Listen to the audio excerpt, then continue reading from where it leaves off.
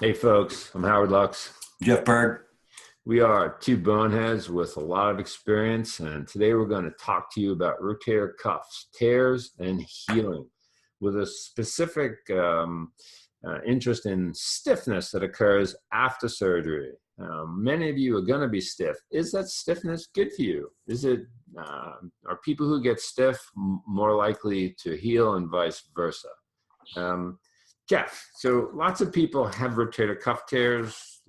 Let's say that they decide that surgery is necessary. Are all these people going to heal? No, I wish. Yeah, I mean, a lot of rotator cuff tears, the blood's, I tell my patients it's a tendon that doesn't like to heal. So the blood supply in that tendon is pretty poor. And in fact, most of the time, the reason we tore our rotator cuffs is because it degenerated over time. The blood supply wasn't good enough to heal it, and it slowly accumulated degeneration and tore. And so now we repair that. Doesn't always heal. In fact, a lot of them don't.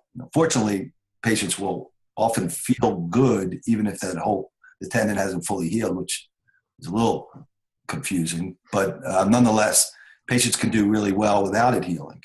But back to the point of stiffness, I would say not all tendons heal, but all repairs that I see almost always have a period of significant stiffness, at least my patient. So I worry more about the patient who comes into the office for their 2-week visit and has no stiffness. Yeah, if a patient doesn't have stiffness, they almost always failed through their repair. You know, the whole thing is that repair is the weak spot. Right. So it's just held together by some stitches, by sutures. Right. And, that tissue contracts and thickens. And if you get your motion back too soon, you probably tore through the repair, and it's interesting as you say that, because patients will be very proud they have their motion. Exactly. They're happy, but I'm really upset. So the paper, we were talking about this paper that appeared in one of our biggest journals, and it showed that in shoulders that were stiff, the rotator cuff tears were more likely to heal. We're talking about run-of-the-mill typical stiffness. We're not talking about those people who come back to the office 2 weeks after surgery and can't move at all. That's a whole different story, right? Yeah, well, so the way I treat rotator cuff tears is this. For me, the most important thing that I try to tell my patients is getting the tissue to heal. If the patient at the end of the day has full motion, but their rotator cuff is not healed and they're painful, that is an infinitely bigger problem to me than if the rotator cuff heals and they're stiff, right? You would agree that that's really rather simple to take care of, or much more simple.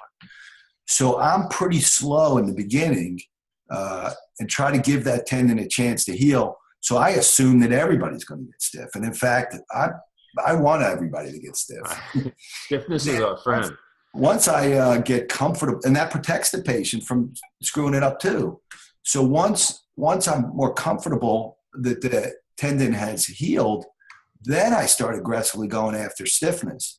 But in the beginning, I'm have that patient in PT and doing motion just to keep them in the game, just to keep them close by, so that when that tendon heals, we can then, put the pedal to the metal, so to speak. I agree. I like to distract the patient and let biology heal the problem. I got to tell you, when Joe Ionati published an article about 3 years ago, it showed that rotator cuff tears can occur, or usually are occurring around 6 months, 5 to 6 months after surgery.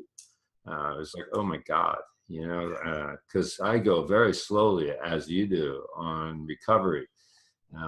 And I paid a price for that, and patients getting very upset. But it turns out, I think, that we were right in the end.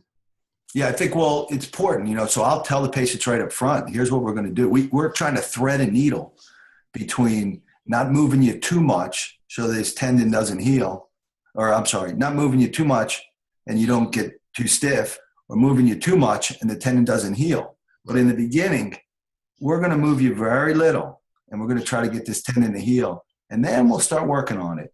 And I find that tends to work pretty good. And if the patients understand it up front, then it works a lot easier. Some patients are surprised about the stiffness, And then I think that's a little more difficult for them to accept.